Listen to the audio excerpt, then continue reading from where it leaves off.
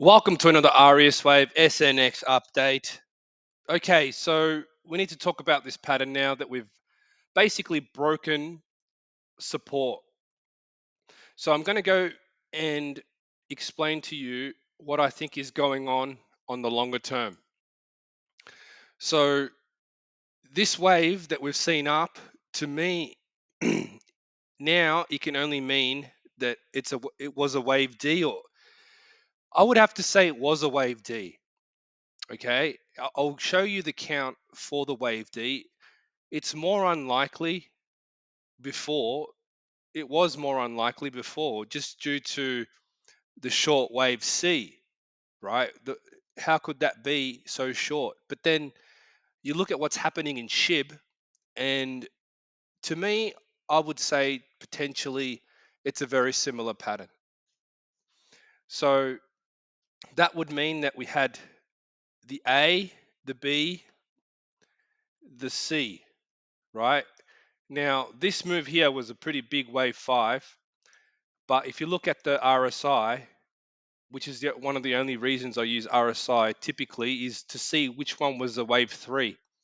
And the wave 3 component, right, looks like it was the weakest on the RSI. So that last move down the bottom here, this one here, could have been a wave 5 of a wave C. And the reason I'm going to this count is because of obviously what's happening now, a break of support. I did short this earlier. I did update the previous idea hours ago that I was going to produce a video later on, and that's now due to the break of the support. And I knew, well, I had a feeling it was going to happen because of the move that happened overnight. Unfortunately, we got to sleep as humans, and I wasn't able to do anything about it. So just going back to the other chart that I use, actually, it's not kept. Yeah, no, it has kept. No, it hasn't. Okay, so it hasn't kept my count. I was switching between different computers and different charts here. So it has basically not. Okay, so the A and the B is there, it's right. But to me, I think what's happened here is the wave C actually did extend lower. So, okay, so this wave up here, potentially the wave D right here. Some of this is there for some reason. I think I was doing some work on it last night. Yeah, okay. So some of it's on there for some reason. So to count this as a wave D, it would all depend on the count of the B wave. And if in doing so, this is the wave C up here, right? This whole move since down here was a wave C. So, not as long, but then again, it, wave Cs can be shorter. Okay, that they can be shorter. They don't have to be exact same size, and that was the problem. So the other thing is that these sharp moves down appear to be 5-wave moves in the end, right? They're not very clear 5-wave moves, but then again, they are counter trend. This one here at the top, I'm assuming that was a wave 1 down. And then what happened after that, I'll just zoom in a bit more.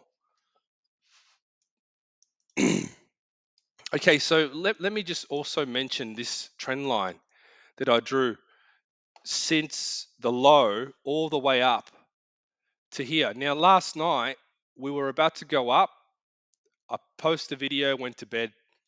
This morning I woke up, we'd already broken down, right? I waited for the bounce and then I went short. Now, that to me indicates that potentially now we're in a wave E down. Okay, so the wave E that I thought happened before, it's very possible that now we could be in that wave E. Okay, that's the only other uh, count that I can come up with based on obviously my methods. Um, and yeah, not a very easy conclusion to come to, especially because of this move here being counted as a D wave. So if this move here counted as a D wave, it's probably a sharp type 2 expanded D wave zigzag. But to me, I cannot see anything else. This must have been a 5 wave move, type 1, weak 5 wave move for E. So that means that basically this top here is it's a top basically, right? So I just quickly want to show you the SHIB chart because I believe something very similar is going on here, and that's why you're seeing a pullback, right? So I did mention this to one of my followers who messaged me earlier. So the count that I've got for SHIB, right, and that I have had for a while, I just haven't really posted much on it, just because I just haven't. So A, B, C, very similar to the SNX chart. So what we're seeing now, what we've just seen was the C wave of the D wave, right? So I'll just get rid of these lines here. What that means, in essence, is that we're going to see another move down, okay, for E, right? And I think that move that we just saw over the last couple of days has already topped. It was just a C wave, sharp C wave up. It's ABC, right? So that's just my opinion. I'm not going to short this one in particular, but I am going to short SNX because that's the one I'm focusing on. Um, so that's where I'm getting my part of my analysis from. Just very similar patterns, and also gives me the idea that this could. So in other words, what I'm saying is that it looks like SHIB made a move first, but I think what happens is SHIB made a move last, right? According to this, SNX had already made its move, and it was just in a process of topping, right? So over the next couple of days, I'm going to produce another crypto market update, which is going to talk about more cryptos rather than just focusing on SNX.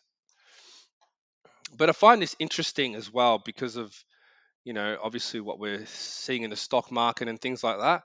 And I want to and I want to sort of see how that could be related.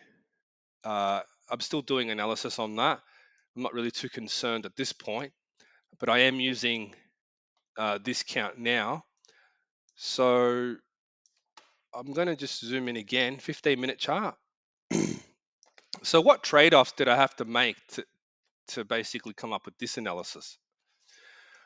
Well, that move that I thought was a wave one, now I'm thinking that it's a CDE pattern, right? The CDE pattern, for me, it makes the most sense here. And the problem with that count is D wave was so small. And if you zoom in, it's really hard to gauge that one. So A, B, C, D, E, right? It makes more sense than thinking this is a 5 wave move, even though I was aiming for it to be. I was potentially even hoping for it to be, right? Because that happens sometimes.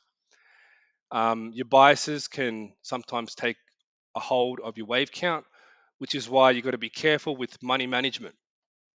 So when it broke that trend line, it was just a sign for me to go back and look at the waves again and make a call.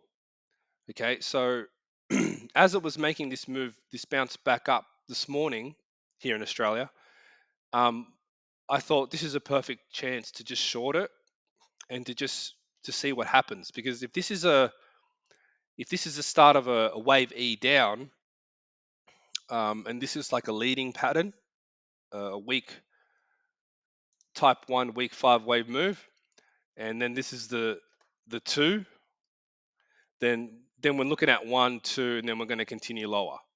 Okay, that's what I'm thinking now. And yeah, so that's going to have implications for the other analysis, Bitcoin and ETH.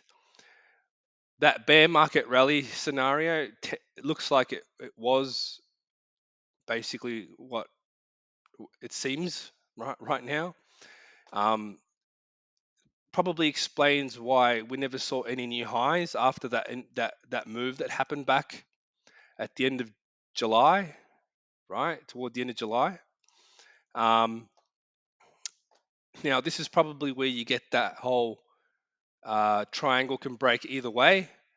In this case, I understand why it broke the other way, and it's because of the wave count was wrong. Okay, the wave count was wrong, and I said if we break support, this wave count is invalidated. Okay, and things like that. And plus, we're starting to see sharper moves, right?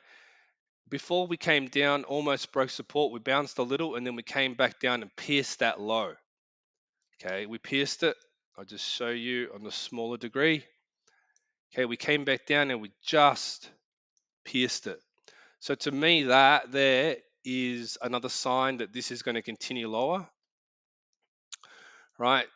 So another thing to do with this CDE pattern up here, right? I mean, to count that as a D wave, it's such a small wave, right? And that's why I was hesitant to call it a CDE pattern before, because you got to make, if you're going to make trade-offs, this is one of them. The other thing that I should have probably paid more attention to was the RSI. The third wave, if it was the third wave, it wasn't even the strongest on the chart. So to me, this is two separate, well, three separate waves up here, right? So does that mean that as soon as we broke this low here, that was a sign? Well, technically, yes, in hindsight, okay? Lucky for me, I was able to short it when it bounced practically right at the top of that bounce this morning. But it's, it doesn't matter, right? It makes no difference because it's more about trying to understand where it's going, right? And if this is a wave E down, then we're in the third, it looks like we're in the third wave already. So instead of being on a third of a third up, like I thought, it looks like now we're going to be on a third of a third down. Okay. So you've got to be willing to change your directional bias at a moment's notice when it comes to trading, right? Or even if you're holding, right? Like, for example, just say you're in SHIB, you've got all those millions of coins, and you think it's going to keep going higher. What happens if it goes all the way back down again? You're not going to feel too good about it, right? And then if you're going to get out, there's probably some capital gains tax and all that sort of stuff. That's why I'm staying out of hodling type trading at the moment, especially with owning the underlying asset. Another thing also is this count for wave two. Definitely not an easy one, but in hindsight, it makes a bit of sense. So for me right now, it's just a case of remaining short to see where this takes us. Um, of course, counting the waves as we go. So in terms of bullishness now, I don't have a count. Breaking that support, I don't have a bullish count for this. Okay. It's hard to have a bullish count. And that's pretty obvious, right? We broke this trend line. And when the count in some way supports that, then these trend line breaks are important.